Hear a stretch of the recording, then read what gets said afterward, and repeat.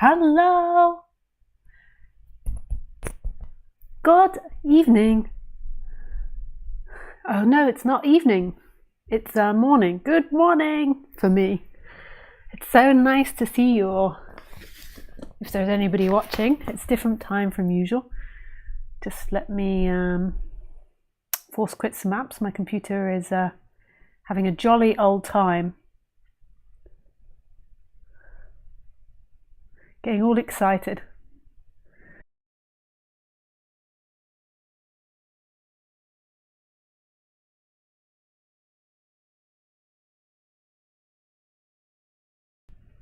Hello.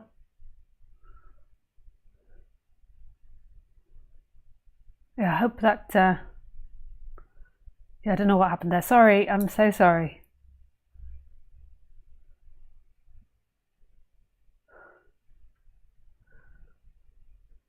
Yeah, lots of things are crashing. I don't know why. Yeah, these same odd things. Yeah, lovely to see you. We're doing it differently today because I can't get Zoom to work. There is a problem. A couple of weeks ago, I started using Zoom as my streamer, but then there was a man that was very inappropriate on the internet. You know, sometimes you just think maybe I should just say it. Like a lot of people don't really.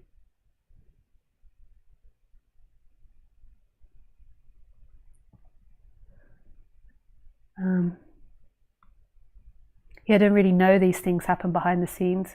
They kind of maybe have some romantic image of when you're a streamer that that type of thing doesn't happen. That you just have positive interactions when you expose yourself online. And you do have loads, like 99% of people are really lovely and have really beautiful hearts and wish well and mean well and want well. And then there is the 1 in 1,000.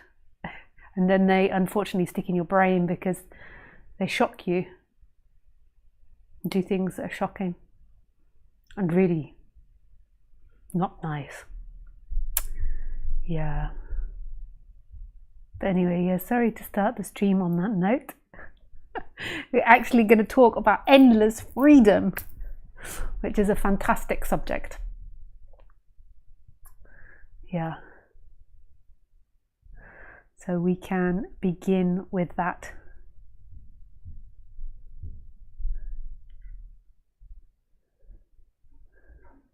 So maybe we just sit for 5 or 10 minutes in silence while people join, and yeah, just to enjoy the vibrancy of this together. And so you can ask questions through Skype. My Skype address is Lisa Cairns 12. I hope it's still in the box there. And you can also send messages through YouTube chat today. I'll do it through there as well. So send questions.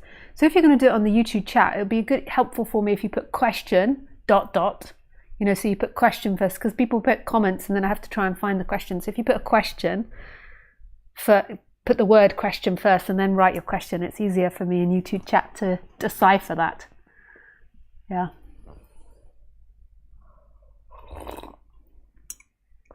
The real thing says, so early for you, Lisa. Tried to catch us off guard, didn't you? Yeah, I have a busy weekend this weekend, and that was the only time. Normally I do it later because of America. The American friends aren't awake really yet, but I couldn't do it any later. June is when all the babies come, so it's everybody's birthday because everybody's humping in the wintertime. So everybody has birthdays in June, including myself.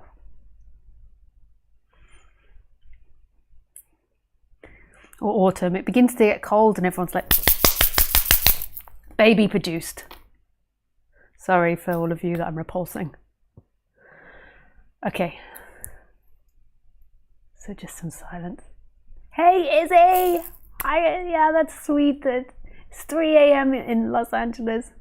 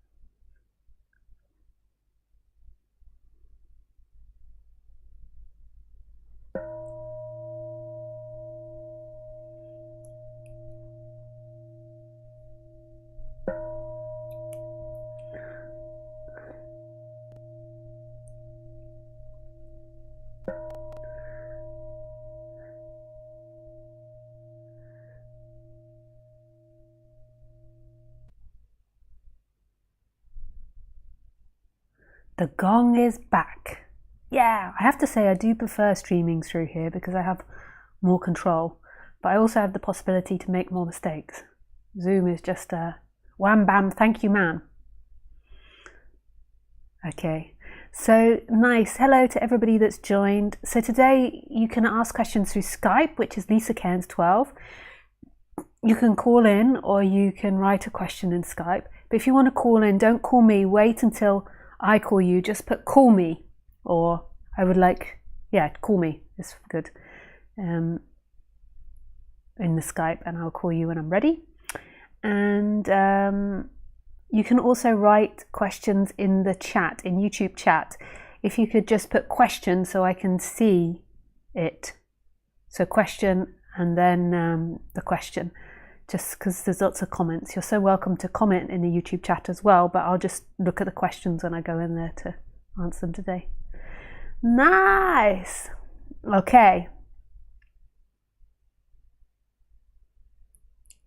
Here we go. Ah, Violet. Hi Lisa, always admired your expression. Oh, thanks Violet. That's very sweet.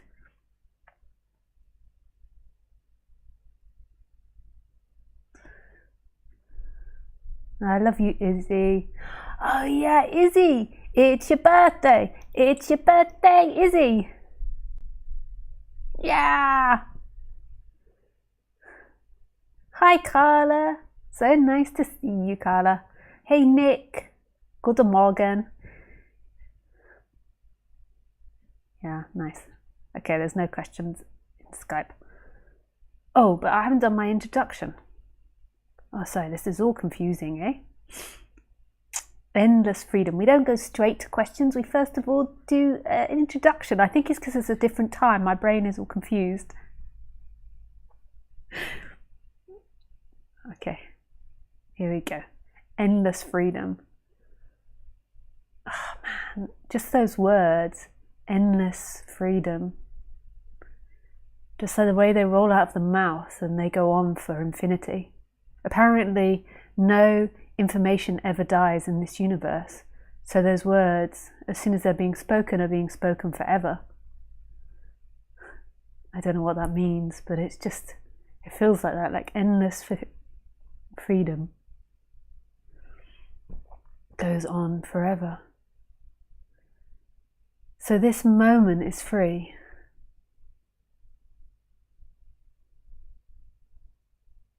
This moment doesn't need anything, doesn't want anything, isn't going anywhere,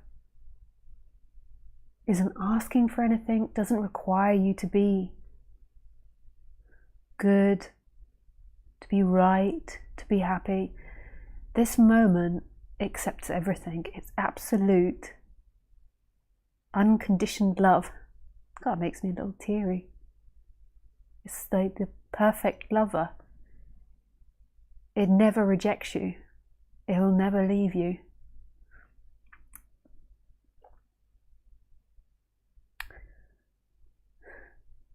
Yeah.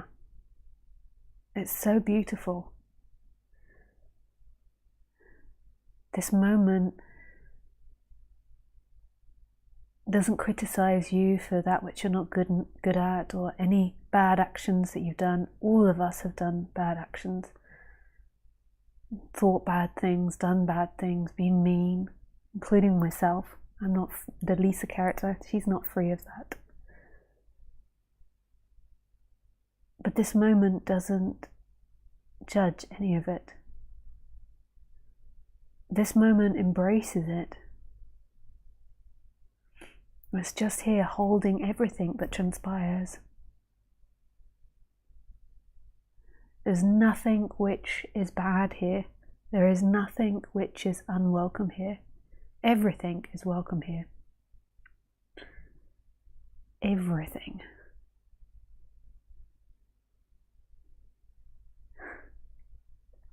It loves the Hitlers, it loves the Mother Teresas, it loves the Boris Johnsons, the Putin, Mark Zuckerberg. Is that his name? Mark Zuckerberg.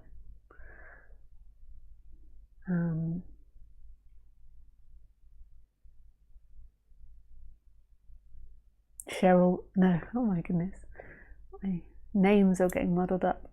Shirley Bassey, Dolly Parton, everybody, everything.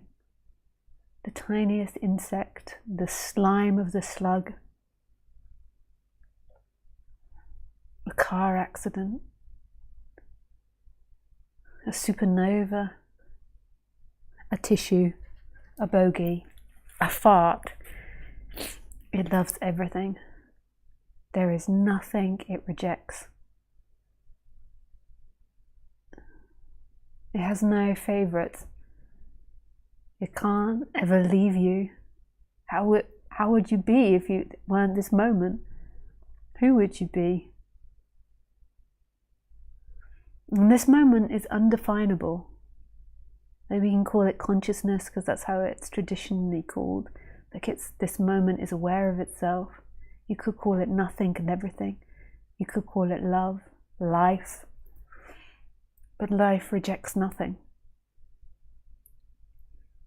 It's so beautiful if it was looked out, from a bird's eye perspective, and humans got out of their ideas of should and shouldn't, and yes and no, and good and bad, and this and that, and me and you, and just look from a bird's eye perspective. This is a beautiful play of colours and sounds and forms. And it's all happening together. It's not separate, like a river flowing. It's not like there's separate water particles in the river flowing. Well, I'm sure there are. I don't really understand the science of it. But if from a whole you look at it, it's like one flow. And that's what this is like. It's not that this is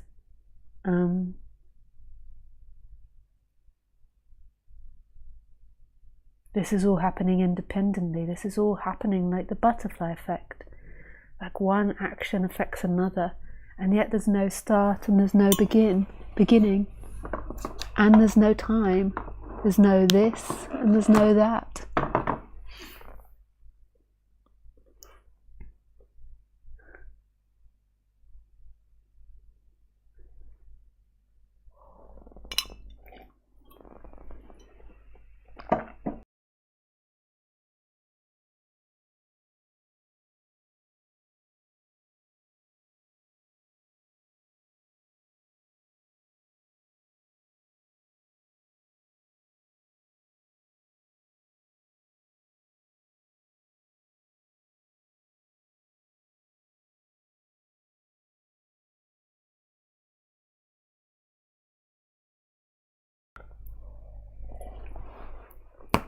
There is no this and that. It's a happening freely, like a kaleidoscope. And humans suffer this.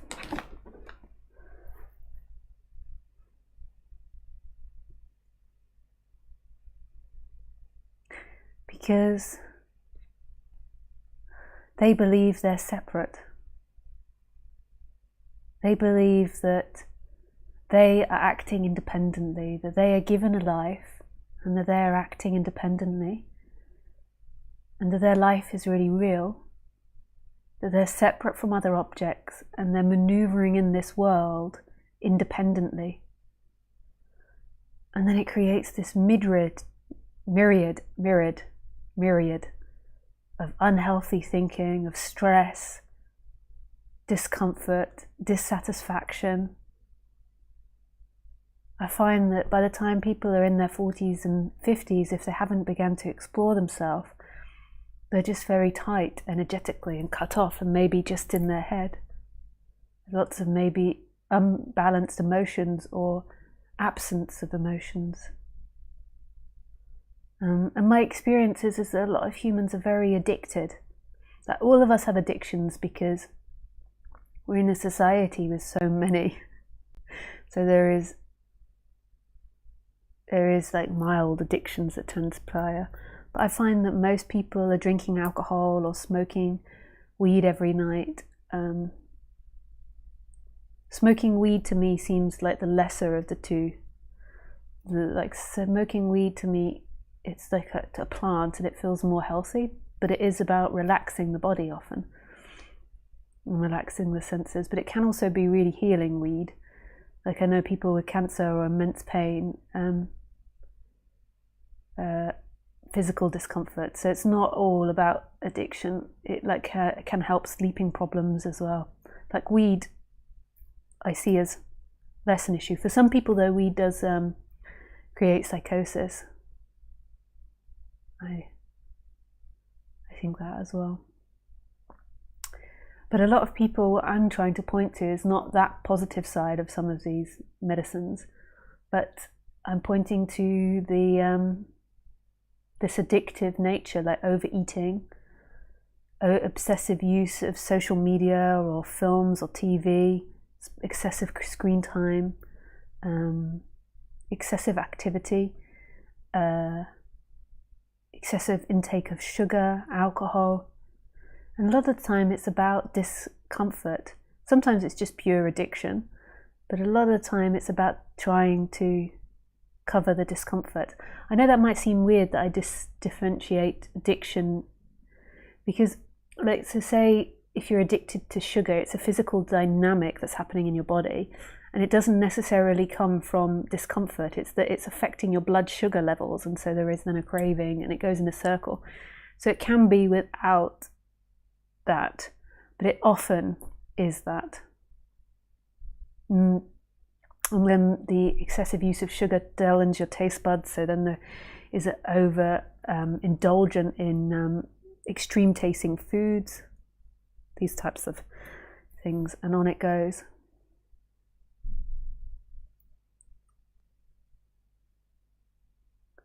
Caffeine.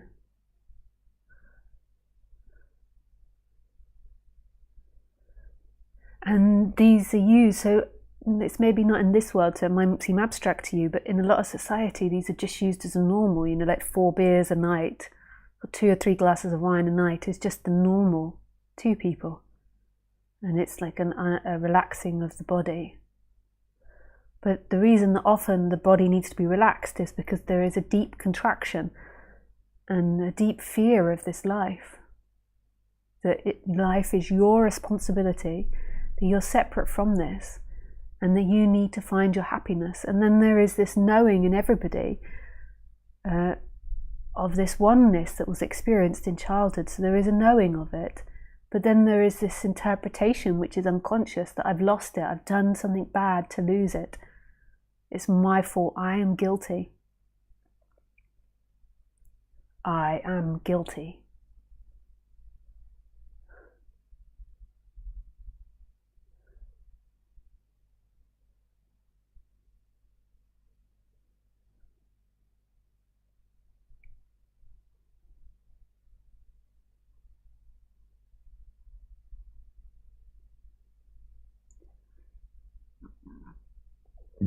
Pardon me.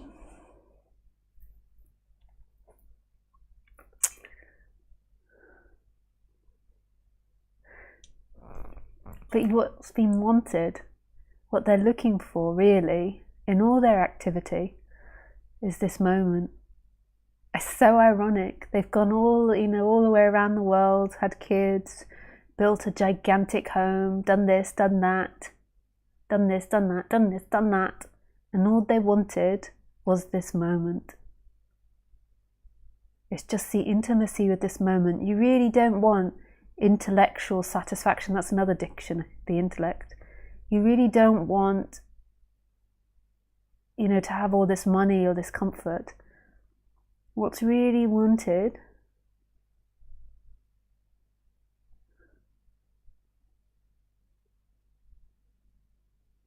is this connection to the moment, knowing who you truly are, seeing through the lies of thoughts and the lies of time, that your essence isn't time-bound, isn't contained in a story of you and me. It's this moment which is endless.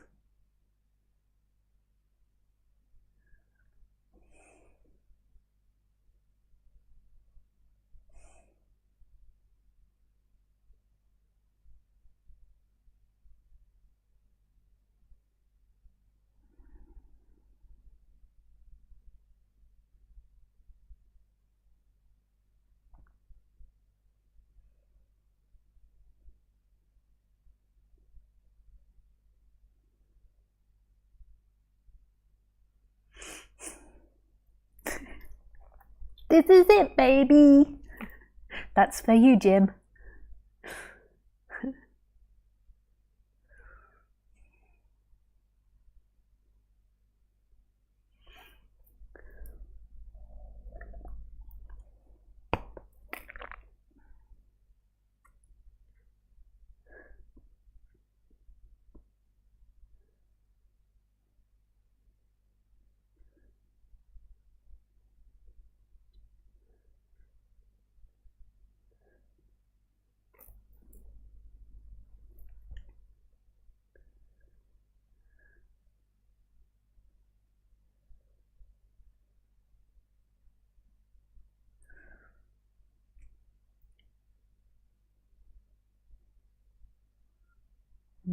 This message really is unconditioned love.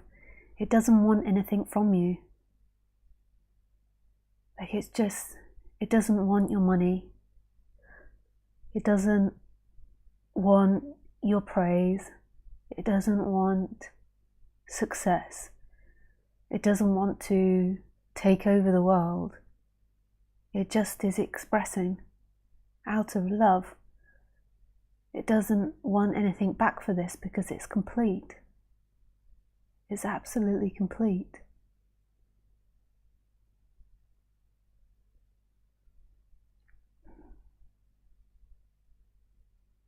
So it comes through this form of Lisa. Lisa wants things. Like that's the nature of being human. But this message, the place in which it's being spoken from, wants nothing. You could say Lisa's being used as an expression of this. But these aren't Lisa's words, the character's words. These come from absolute expansiveness. And this expansiveness is saying, love, love, love. Yeah, it really is. It's like you are okay and you are loved. But your love is not found in a thing, and that's the illusion of the human. And I suppose, or supposedly, the big game in the human is to rediscover that. I mean, it's also like life doesn't really even have a desire about that. It doesn't have any desire, so it's not like that's what life is desiring, but that's what seems to happen on the human form. You go in totally to the person and you suffer, and the only way out of that, so then the person tries to go into itself even more, and the only way out of that is through the remembering of this. So in a way it's the human's destiny, because all it wants is this freedom. It just doesn't know it. That's what it truly wants. On the human level, you know, it wants food, it wants to go for a poo-poo or a tinkle, or to have a laugh.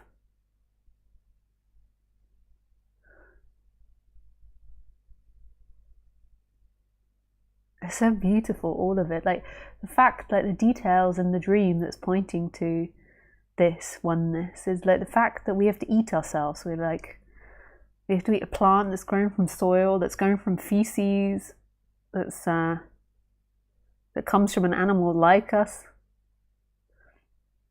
I mean, it's also other things that help the soil become nutritious, so a plant can grow. But it's like you're eating yourself, like. But even the air now, we're kind of like consuming. It's like a constant consumption of one thing to another, but it's yourself. It's like the most intimate love affair. Everything's being eaten by this body. And then this body is kind of being eaten. It extracts things back into this, and then that gets consumed and transformed. What love? I don't speak it in the most romantic way, but it's such love. And this doesn't make sense. I know that the character Lisa contradicts herself all the time. Doesn't make sense. So this has to be a speaking of something that's beyond that. That this message isn't coming from the person. There is something that's beyond that. It's being spoken through the person. So what is speaking now? Absolute stillness is speaking. Love is speaking. That's the same as what's seeing. It might be recognized here or here, but it's the same in there. It's just that the body, so that which is looking through, the instrument it's using to experience itself, is claiming that I am seeing, I am looking, I'm experiencing. But actually, what's experiencing there is absolute freedom.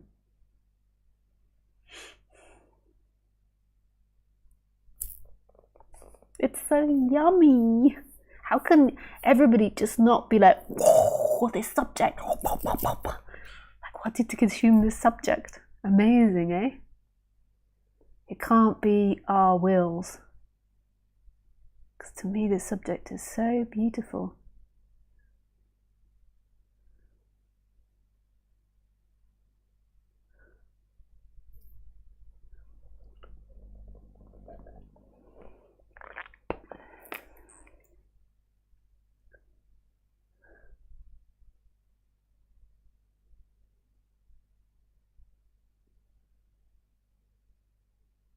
This was my dad's cup. My mum gave it to my partner. Isn't life so bizarre? That there is a dad that is not in body anymore, and that there is a partner, and that there is a cup which was passed between two. That's so weird, but it's all the same energy. This is the same energy, the same love as my dad, as my partner. My dad has passed, if you didn't know. I put a video on YouTube. He passed 4 years ago, over 4 years ago now, but I didn't release the video that I made for a long time. And then it came to be released. But it's so beautiful because there isn't really this past in which a dad exists and this other place in which my partner exists. It's one energy, it's one movement of energy.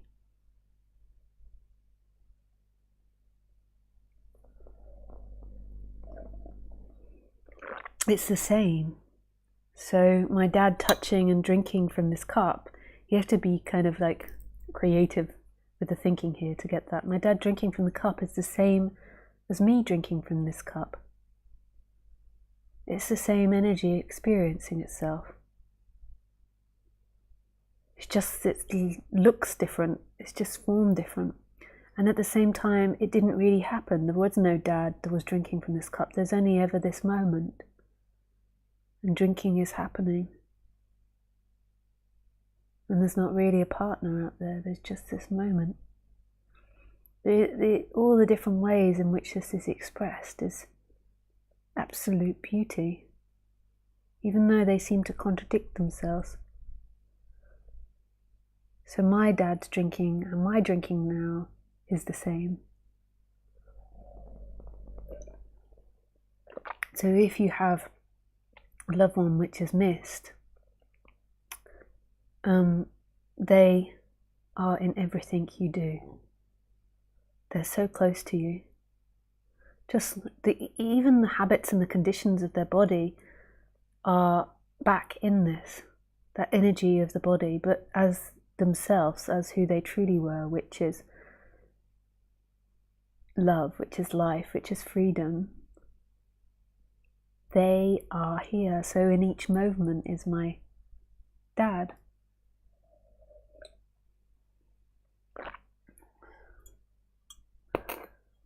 And the same with your loved ones.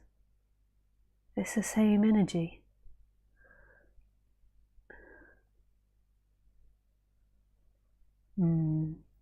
It's so hard to put into human language. Our language falls short. Our language is about this and that. self and other.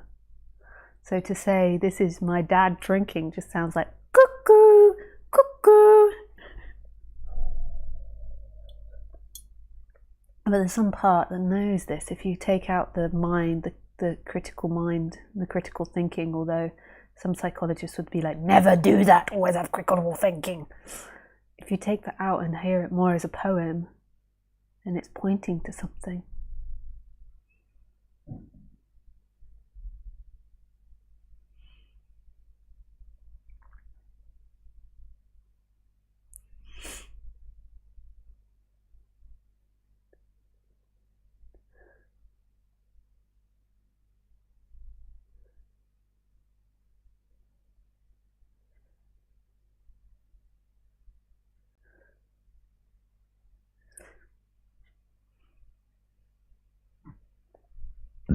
Oh, pardon me.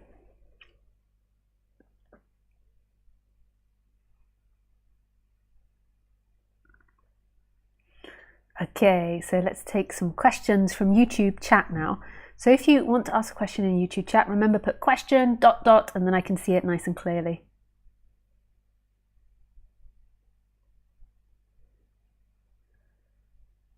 You see, there's so many beautiful people out there. Like Hannah Richardson's right, sending love and sorry you had a bad experience on Zoom.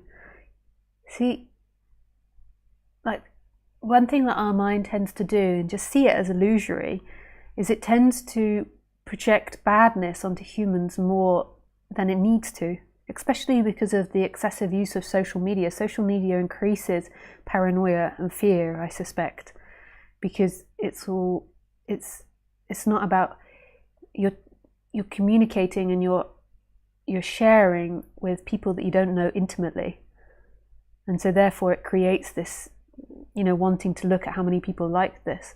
Whereas when you're actually with people in the present moment and you're enjoying their presence and trusting them and seeing all their movements in time, and this trust, this natural bond is growing,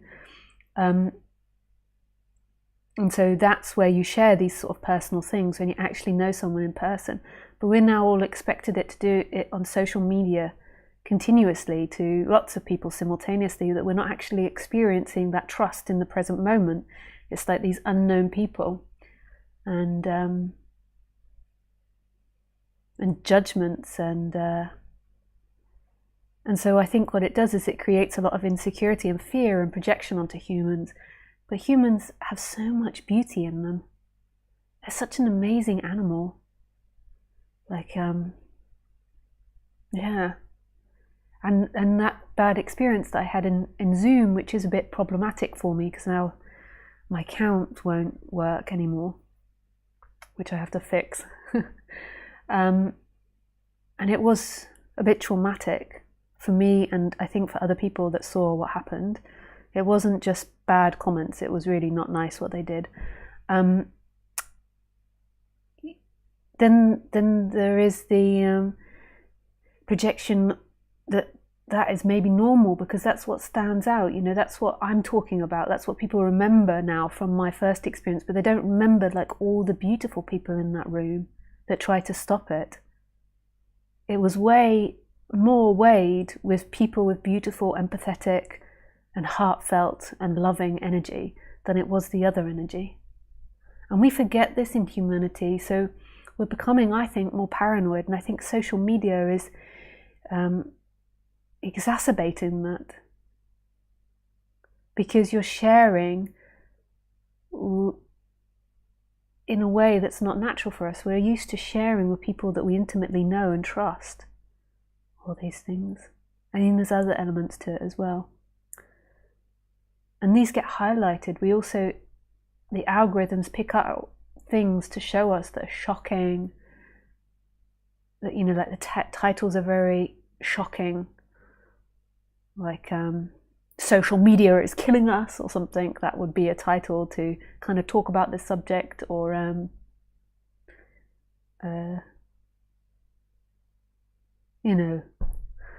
to grab attention. But really, if you come to think of it, most of my experiences with humans are very beautiful. Like I don't socialize that much, but I walk I'm a dog walker, and if you're a dog walker, it's super social. If you live, like if you don't live right out in the vastness of countryside, which is not likely in Europe. Some places in Europe, but a lot of it's very organized. If it's not farming fields, there's like designated walking paths, and you do it every day. You really get to know people, and I just have so many beautiful experiences. Like 95% of the people want to say hello and want to smile at you. You know, I sometimes have bad days, but most of the time, when I come across someone, I'm smiling and I say hello, and you know, and then they light up and they beam and they're like, hey, hello. And that's our experience really of humans. There's so much beauty and niceness. Yeah, but thank you so much for your comment, and I really appreciate that comment. Like in all the hearts, Hannah. Question. Isa. Is hearing a sound a thought? If so, what is tinnitus? Tinnitus. I hope I'm saying tinnitus. I want to say tetanus. Oh no, yeah, tinnitus. I don't know if I'm saying that word right. I think you know, when it's the ringing in the ear. So I used to think like that everything I experienced had to be a thought in order for me to experience it. So I used to think like thought was my primary instrument which interpreted these things. So there's two different ways that you could speak, because something like the Course in Miracles would say that everything's a thought. But whose thought is it? It's not this brain's thought. But I think Course in Miracles would imply there's like a big brain's thought. So that's confusing. So I could see how someone could put the argument across that it is a thought. But also the other argument that you could put forward is that hearing is something which this body orchestrates. So this body works as a receptor for hearing to happen. So it works as like a microphone in a way. But what actually what actually registers that or is conscious of that isn't the body and isn't a person. So what's actually experiencing that is life itself. You could say consciousness if that makes more sense to you. Another way that it can be phrased is, you know, all there is hearing, seeing, feeling. But who is it that is hearing, seeing and feeling? The assumption always is it belongs to like this main central figure inside the brain. But that's not true.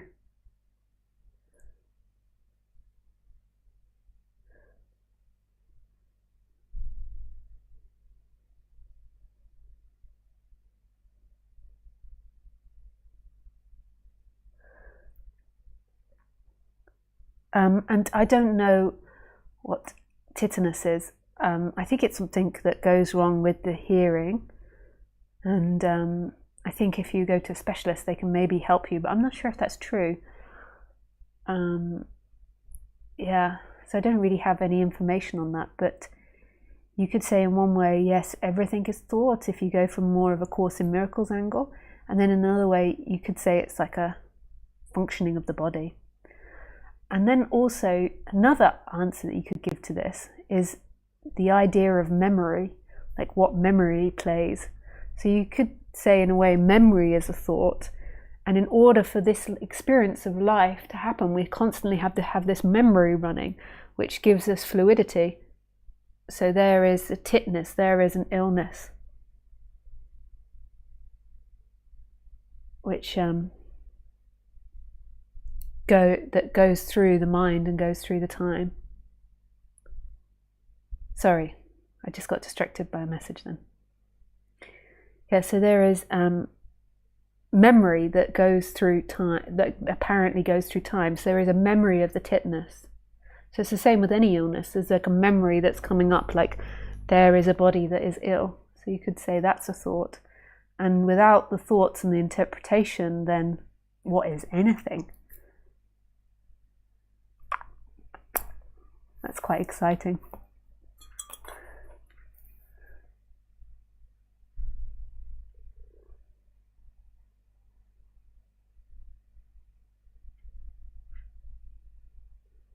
Okay, question. Canella. Hey, Canella. Oh, Canel. We spoke last time. Cinnamon. Canel. Beautiful name. Question. Does the end of seeking occur when it is seen that there is no seeker? Because I feel there is a dead end and no answer, no landing. Or is it bypassing?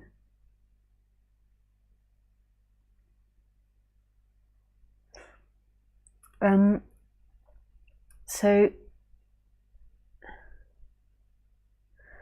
to me, what's being spoken about is this energetic shift, which is the collapsing of seeking.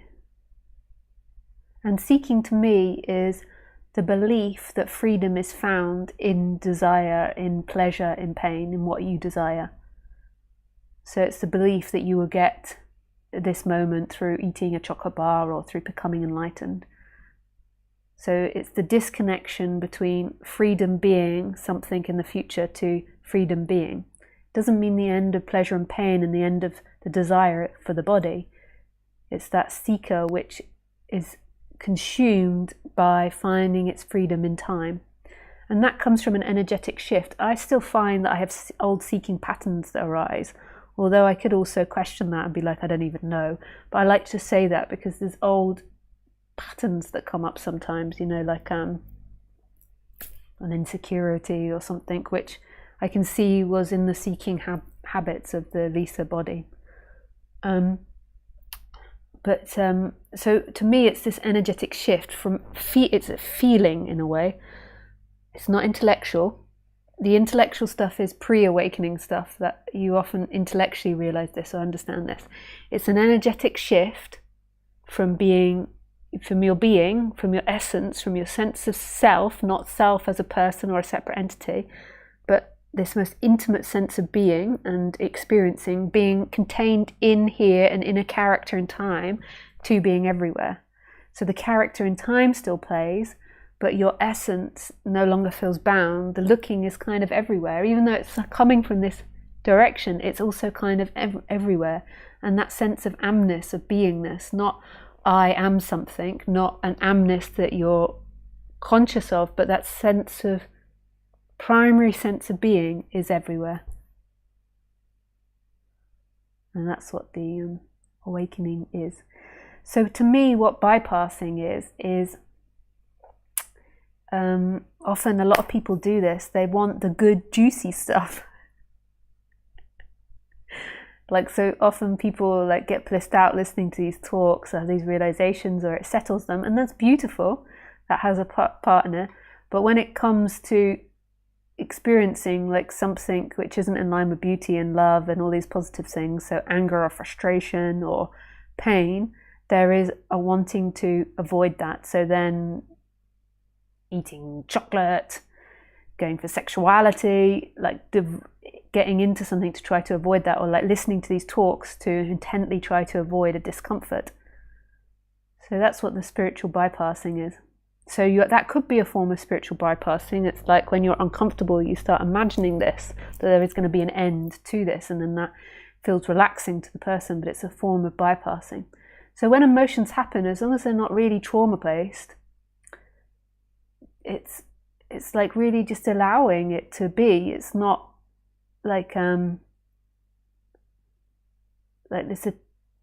this going into the mind or going into the outside world to try to avoid it. So if there's shame or discomfort, it's just a feeling. It's not taking away your freedom. So it's just allowing it to be there. But if it's really trauma-based, then you want to look into some trauma therapies to help release that. If it's trauma-based, sitting in it can exacerbate it and make it worse. So yeah, and there's so many trauma therapies out there. You can go to my reference page and there's lots of different trauma therapies. And also if you're sitting in the feeling, it's just having a wisdom of how to do that and not getting caught in repetitive thoughts. Again, there's so many teachers that teach that. There's so much information out there. And it's really different for everyone. But in saying all of this, then you've also got to question the one that does that.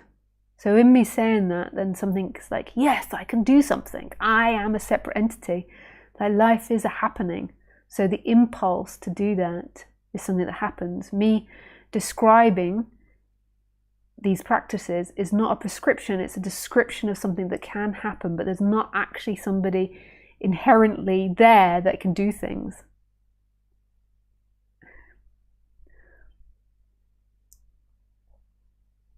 Yeah.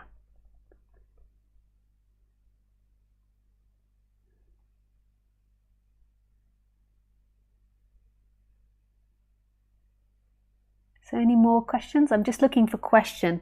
So if you put question and then put it on YouTube chat, otherwise I'll just scroll past, because otherwise I can't decipher, what's chat. Okay, I think that's the end of the questions in YouTube. I just saw Osborne online. So there is another channel, which isn't this one, called Video Clips Lisa Cairns, I think, or Lisa Cairns Video Clips. You can find it as an associated channel to mine. And Osborne edits all the talks for himself. Like, haven't asked him to do it. I think it's super beautiful. And he edits all these talks and puts them onto YouTube. And you can donate on that channel, which I really love, because he just does it out of his joy, and it's like a meditation for him, I think, if I'm not putting words into your mouth.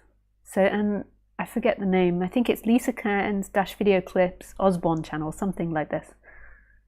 Yeah. So remember to put question, ... if you've got a question, and then put your question. Otherwise, it's too hard for me to decipher it.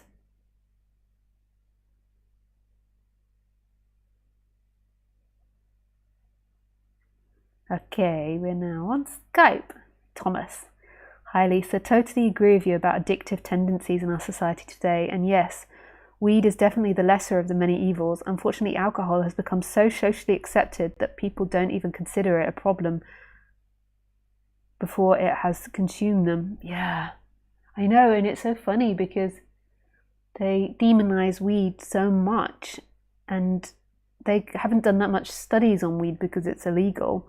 But they think the effects of weeds, the negative effects on the weed, are far, far less than alcohol. But I do know that it does make some people paranoid, especially if they've been smoking it a lot from a young age. By the way, the hippies were right. Just had to throw that out there.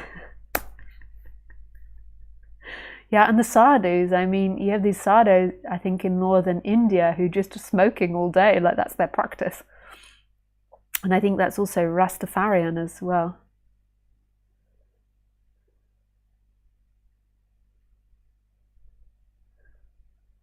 Question.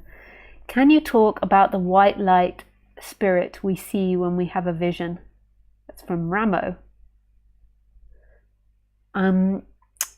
I don't know what this is, but I know it from speaking with people that that often when people die, they see a white light. So I have a friend that he had a heart bypass, and there was like massive white light that happened, and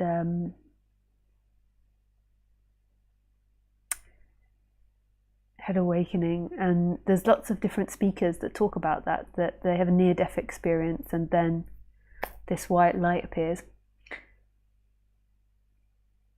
To me, like, who we are isn't white light, but I think it often comes in these awakening experiences when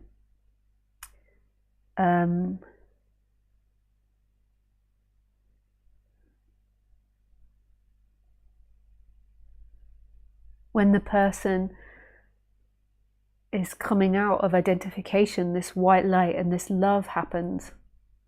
But it's not actually white light, it's just the absence of things, and then people think it's a white light or a thing. And maybe it's something that happens in the brain as well, as like as less identification happens. But I know it's happened to me as well. but it's not really white light, it's like the absence. It's also because when we speak about nothing, people have an image of a black hole and assume that nothing is a black hole. It's also not that. It's not white light, it's also not blackness, darkness either. But yeah, I'm sure maybe scientists could look into why that happens. But I think it's like disidentification and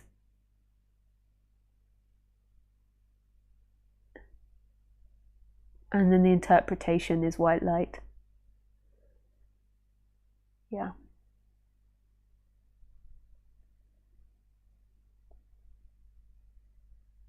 How do you feel the 3D space and the moving in it? Yeah.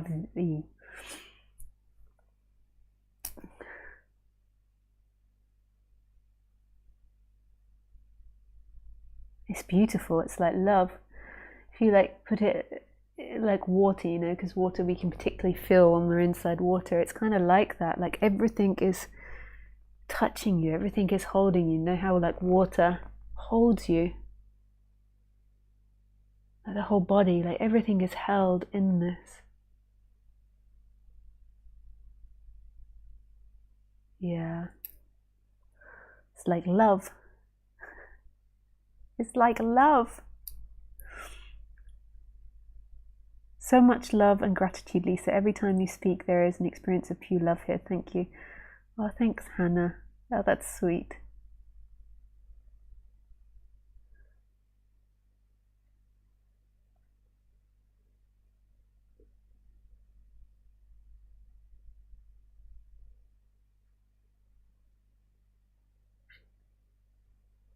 So I just see another question from Morton. He didn't put question. It's easier if you put question on YouTube chat. Why do I keep changing my mind although I've said to myself not to? And where does that premise even originate? Hey Morton, that premise originates from conditioning of the human body, and it will be genetic, so you could say past lives, and it will also be the conditioning that you had with your immediate caregivers when you were younger. Intimate caregivers, no. Your main caregivers when you were younger. So when raising a child, often caregivers don't help the child make choices. They dictate to the child choices, and they shame the child for choices. And then what happens in the body-mind mechanism is it produces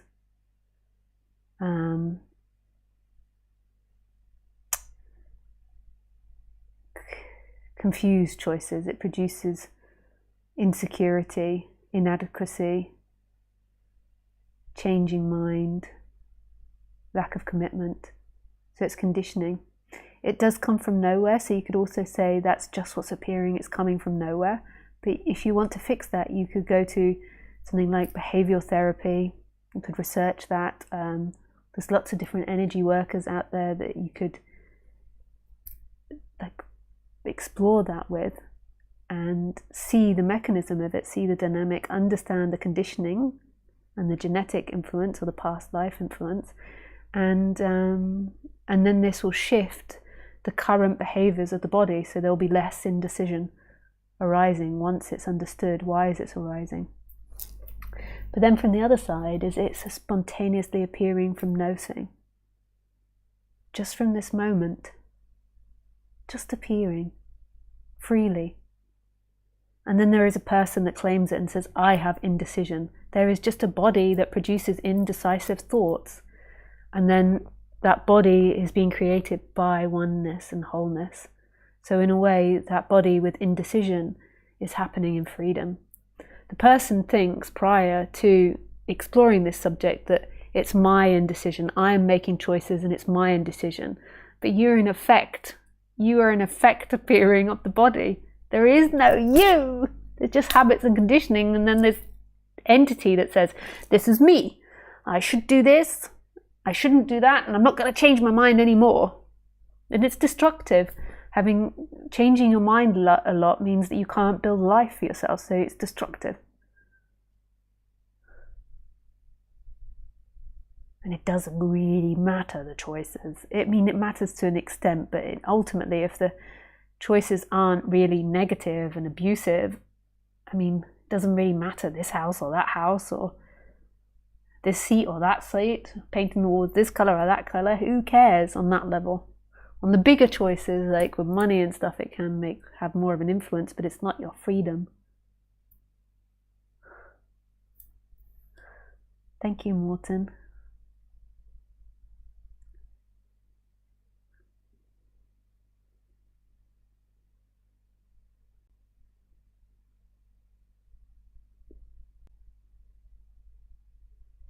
Okay.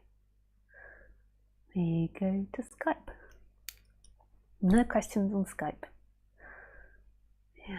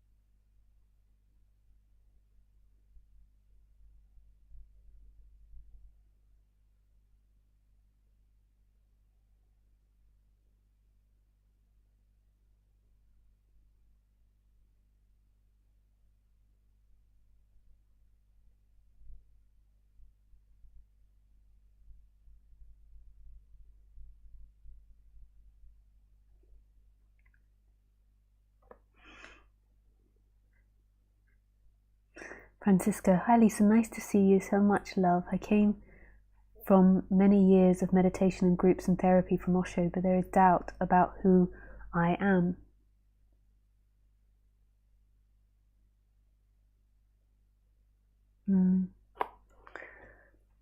So the doubt comes in the mind, in thoughts. There is a person that believes that it is somebody inside the body, and then it comes through thoughts. So there is that somebody that doubts who they are.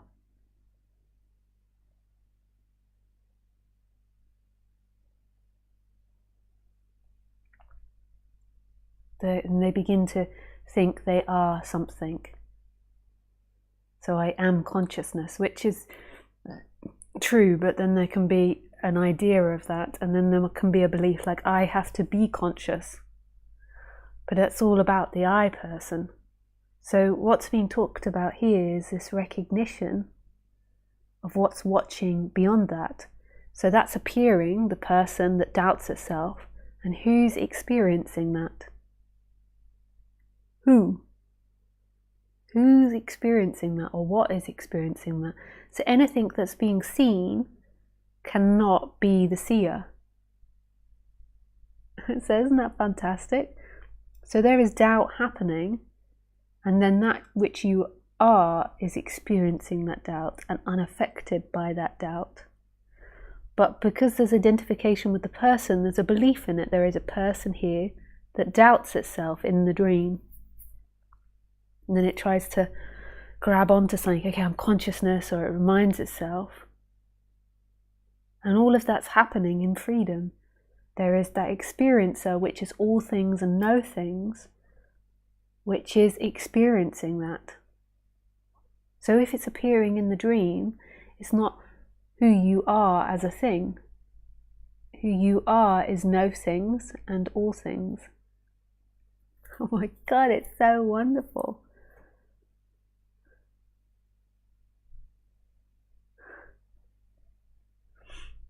Thank you, Francisco, for your question. Question: even when it has been seen that there is no one, the body is still attracted to certain things, like things. So what is the difference between seeking and the body natural preferences? The seeking is the belief that freedom is found in those things. So say the lover, a partner, that is like the strongest one. And it's an energetic expression where it really believes that freedom is found in that. So it believes that in a way its life is ruined without it, but it's not conscious. It's just like this impulse, like I must have that. I must understand that. I must get that.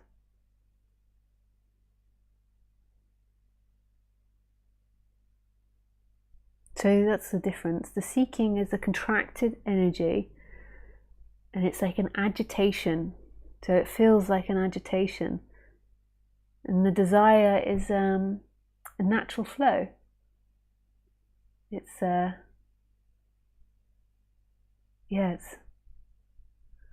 like love. There is the desire for food, but it's empty. Doesn't really matter. The food gets eaten, and this body is on the greedier side, although that has become less. So this body enjoys eating, but it's empty. It doesn't matter. It's empty. It doesn't fulfill you.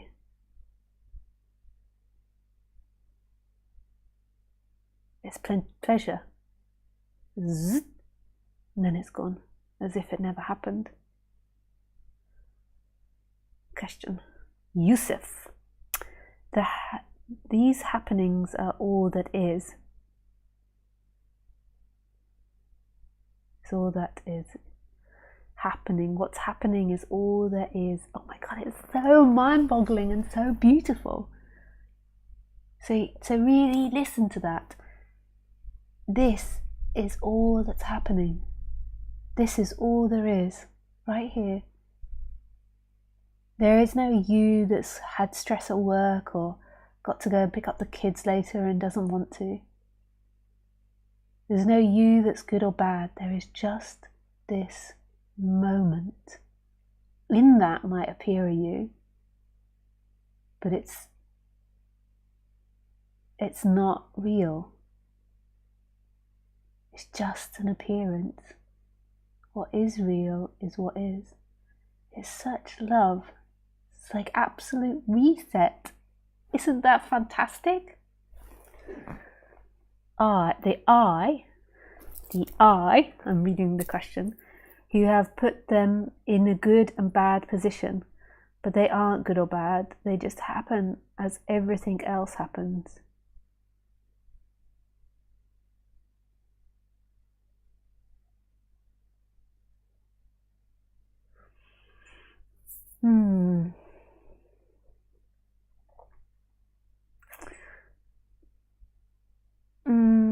It's not necessarily the I that marks something as good and bad. So I know that running at a table leg and stumping my foot is bad, but that's not necessarily the illusory I. I mean, everything's illusion. You can really get lost in words here. But it's not necessarily seeking or the illusionary I. It's like made, you could call that a discernment if you wanted to stay away from the judgment, but it's made a distinction as to what's good and bad. The same with if I make myself a hot drink, there is a discernment that the heat will burn my mouth if I drink it instantly. So there's a blowing on it.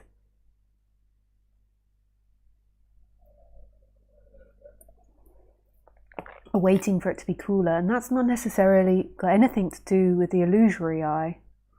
Everything is illusory. Even calling something hot is illusory. It's just our words that there is something that's hot. It's just our words and the way we perceive things. But you're talking about the illusory I. So no, the illusory I believes that if I do a good thing, I will be free. If I do a bad thing, I will be caged. And what it means by free is it's looking for this moment. The brain is discerning what's good, that it's not good to walk into fire.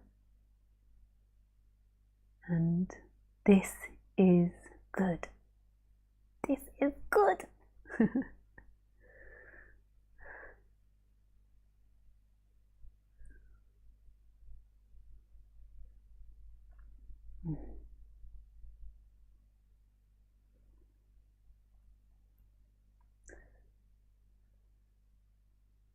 So remember, if you want to ask questions, you can also ask questions through Skype.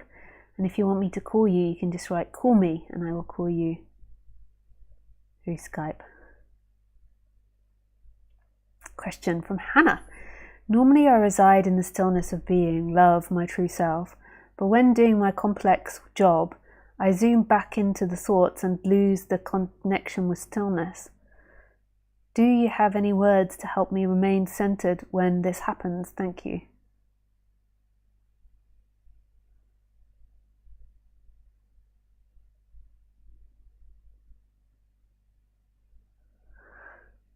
So you phrase things differently from me. So to me, I wouldn't say that you normally reside in stillness. However, I understand that it's different language. It's not necessarily different understanding or seeing things. So to me, like in your day-to-day activity, I would say there's less identification with the person. So therefore there is more freedom and stillness shining through.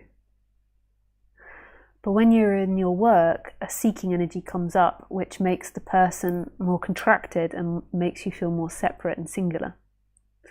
So I would explore on the human level, what is the seeking at work? Is it that you don't feel good enough?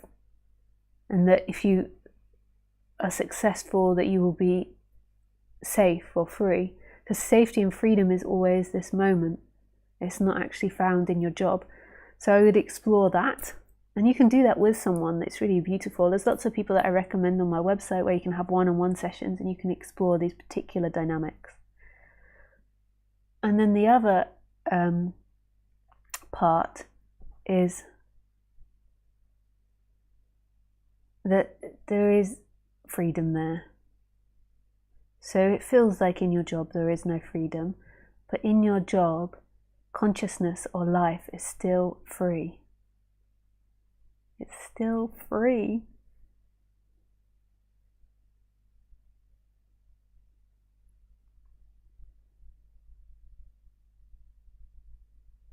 It's free. So there is a person there that feels not free and feels contracted, but even in that there is freedom. Life is never bound, it's just apparently bound. Life is always free in all its apparent forms, even when the person seems to be contracted. So then it's the person that wants to become free of that contraction from work, and that's totally okay. You can explore that, and that will inspire the body to examine things. But in the terms of who you truly are, it's free no matter what. No matter what.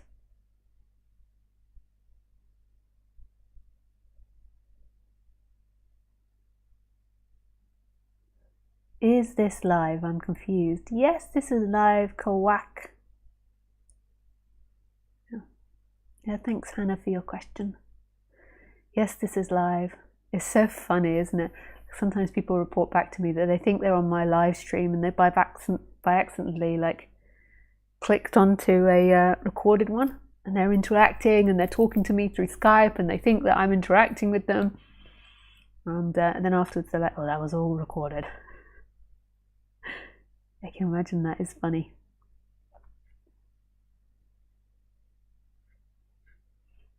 So this is a question from Osborne and his channel.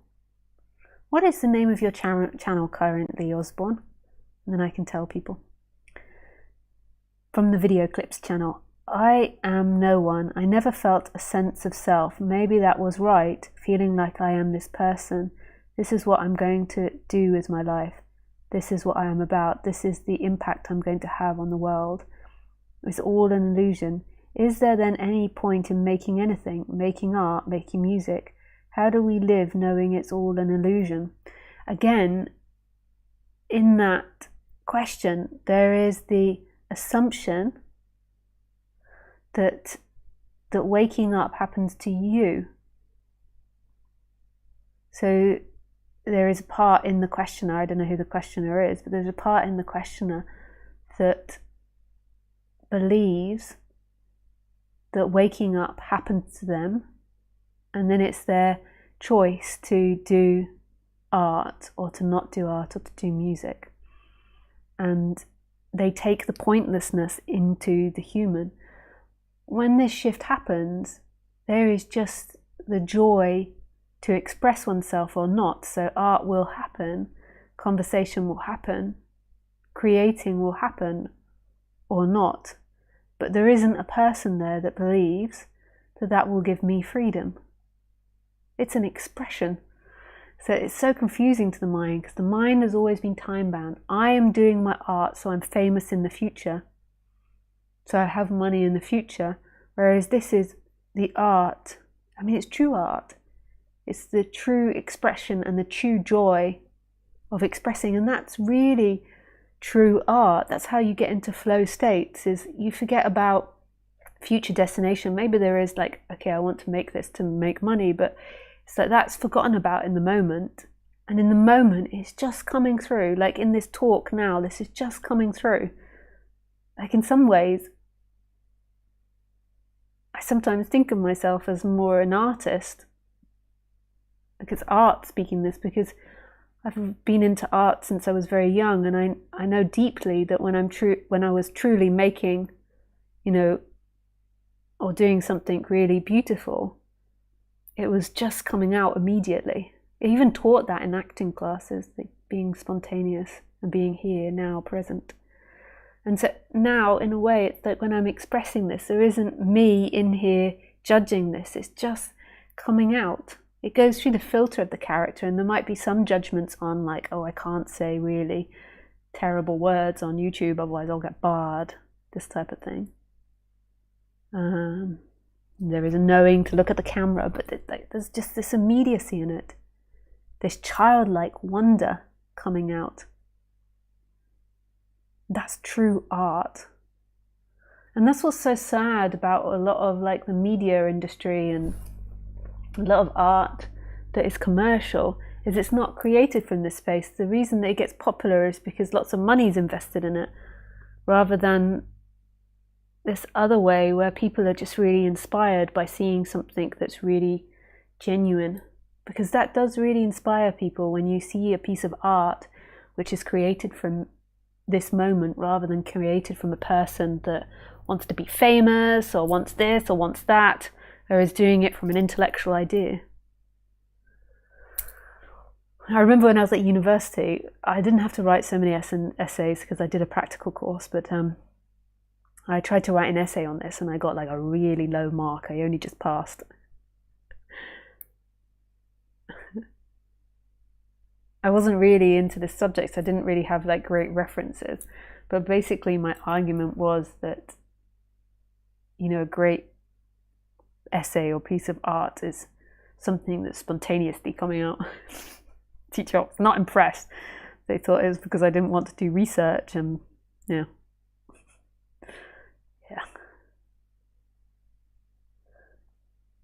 Hannah, wow, that hit home. Beautiful. Thank you so much. Pleasure, Hannah.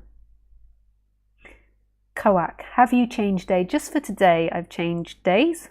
I think I put that in the box below, because I have lots of parties this weekend to attend. So I know last week was like that. It's been like that for months now because I had COVID, then I had the retreat, then traveling. Like when I travel, I like to travel on a Sunday because the traffic is less. So it's been a bit chaotic. So yeah, always check my website or my Facebook page or YouTube channel to find out about talks. But generally it's 4 p.m. on Sunday unless there is parties, because everybody's been bonking in the autumn and the winter and had kids in June. It's always like hundreds of birthdays in June, hundreds of Geminis, and it's also because Gemini is the best star sign to be. Can't think why I would say that.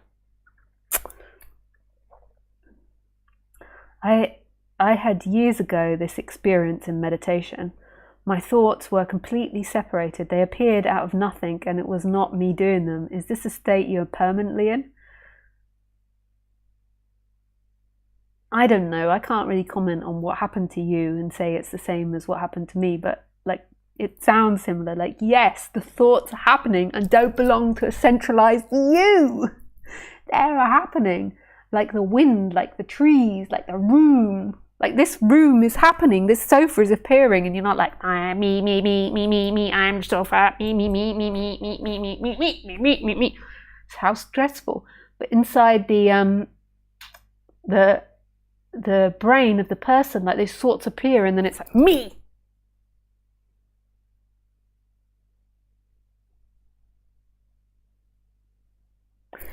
Yes. And there isn't anyone there. There's just thoughts appearing. Kawak, I'm a Gemini. See, I told you, all the best people are born in June. The end of May till somewhere in June it stops. It's the best star sign to be, the Gemini.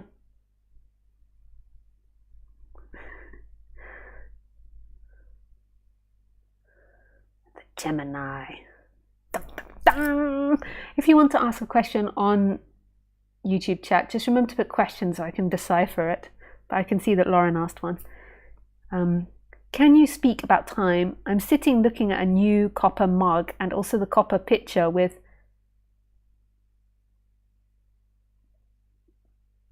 pantia and signs of wear and use, like the changing of a face as it gauges moving stillness. Yeah. So you only know that it's old through thought. So thought tells you it's old, and then thought and images remind you of a different way in which it was when it was younger. We assume that that actually exists. But our experience is its only existence now and here.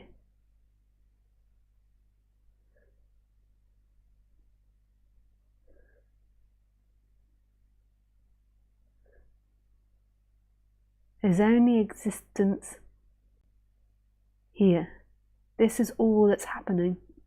Everything else is unknown. It's a mystery. We can say that because that's how it appears in the story, but that's not the truth. I mean, imagine looking at this world through the sensory perception of a slug. Would this cup be old? What did you say it was? Cup or mug be old? It's in the human world and the human perception. That's not the truth. It's an apparent truth that we speak about and interact in, but it's not the truth. And it's so amazing because quantum mechanics kind of implies that something doesn't appear until it's looked at. So it's all possibilities till it's looked at. So the assumption that there is actually a world and that we're going through this kind of world that's fixed, that's out there, and we're kind of going through the story is just an assumption. Like this story is being continuously newly created, even though it appears to create past. Like, so particles exist as every possibility until they are looked at. So everything that's behind me is in all possibilities until I turn around and look at it. So then do the thoughts that appear in the brain create what actually appears there? Because there's an expectation of that. Does that what the story's created? We don't know. We don't know. So it's like you're walking through all possibilities continuously, and then they're appearing, they're shifting images, and then you think there is a world out there that you are separate from, that you're moving in and interacting in.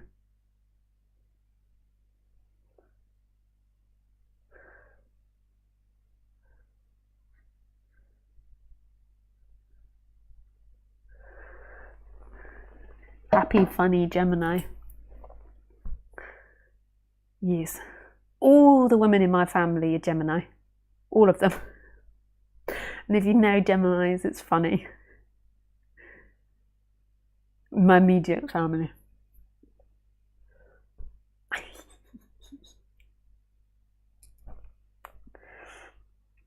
What did you write in that essay? Haha. I might do it in my Common Topic exam, Yusuf. Yeah, it didn't work. The teacher was not impressed.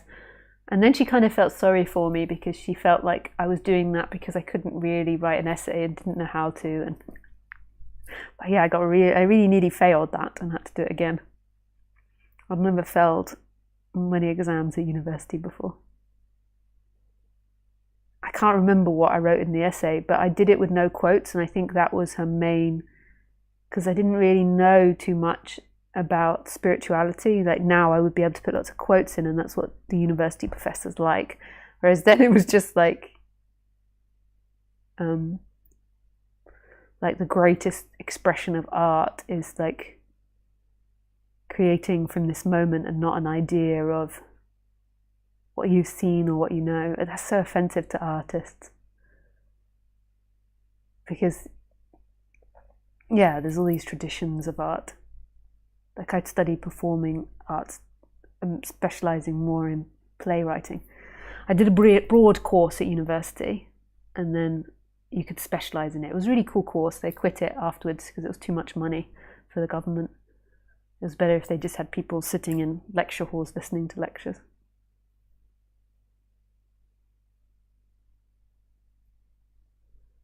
Thank you. Spontaneously caught this chat, Laura. Yes, I also admit my ascendant Gemini and my daughter too. Fun is basic in our life. Yeah. Hi Lisa, do you know why we seem to be most fearful when we first wake up in the morning, Les? That's not true of everybody. I think that the reason that happens is, one, it could be like a hormonal reaction that's happening in the body. So that would be a different thing. It's like that the body is having adrenaline or cortisol, so there could be some sleep disorder that creates it. So hormones are very important in our sleep, so that's a very physiological thing, and that's different. The other reason I think is because when you're in deep sleep, you are everything and nothing, and there's no memory of that. It's like total freedom. And then when you come back into form, that can trigger fear, I think.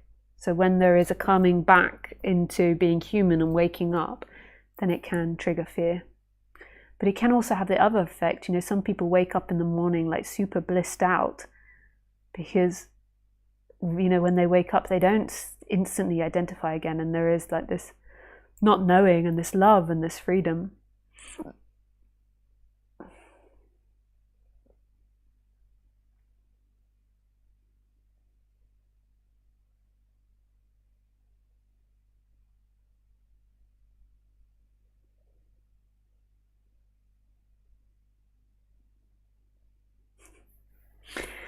So did I read this? That just this is my ascendant Gemini and my daughter. Fun is basic in our life. I think I read that already, but I just yeah, I love humor. I don't know really about fun because I love doing fun things, but it comes through. A big part here is like humor. Really enjoy that. May God be on your side.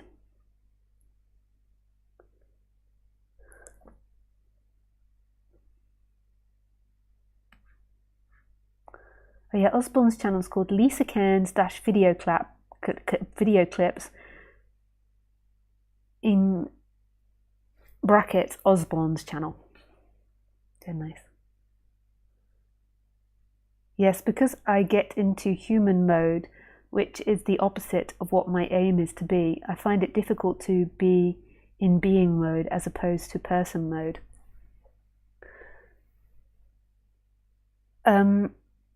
Well, there is an assumption there, Les, that there is a you that's choosing between these different modes. So who is that person that believes that it wants to be in being mode, that it finds it hard to be in being mode? So that person assumes that freedom has something to do with itself. And freedom is speaking about what is experiencing that. Who is experiencing that? So who knows that? What knows that?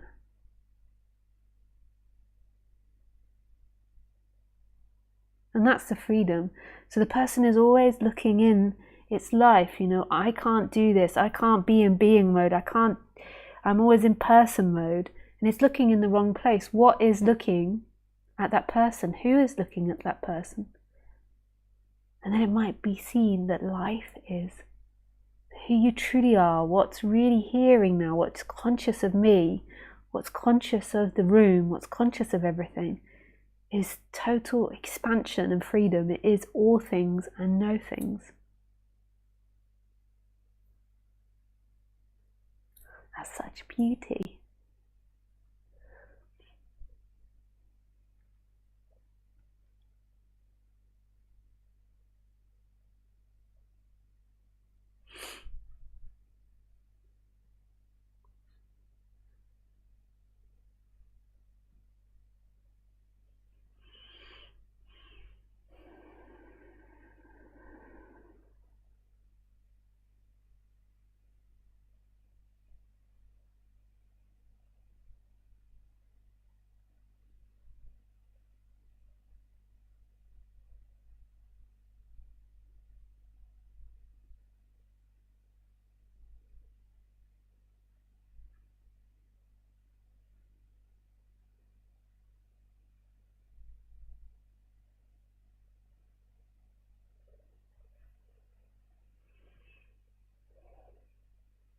Yeah, nice. Maybe that's enough for today. Humor can save us. Semi says, humor can save us in hard moments. IMO. What does IMO mean? Again, I forgot.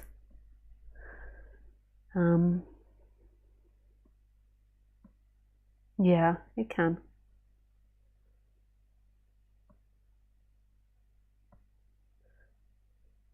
Yeah, nice. Okay, so that's enough for today. I love you and I wish you everything. Not just one thing or two things or three things, but everything. I really mean that. That is my desire for everything, is to be free. I'm not really speaking to the person, I'm speaking to everything. Yeah, nice. Okay, lots of love. Bye. So I see you next Sunday at 4 p.m. French time, hopefully. But subscribe to my YouTube channel and get the updates, and then I always post it in the community.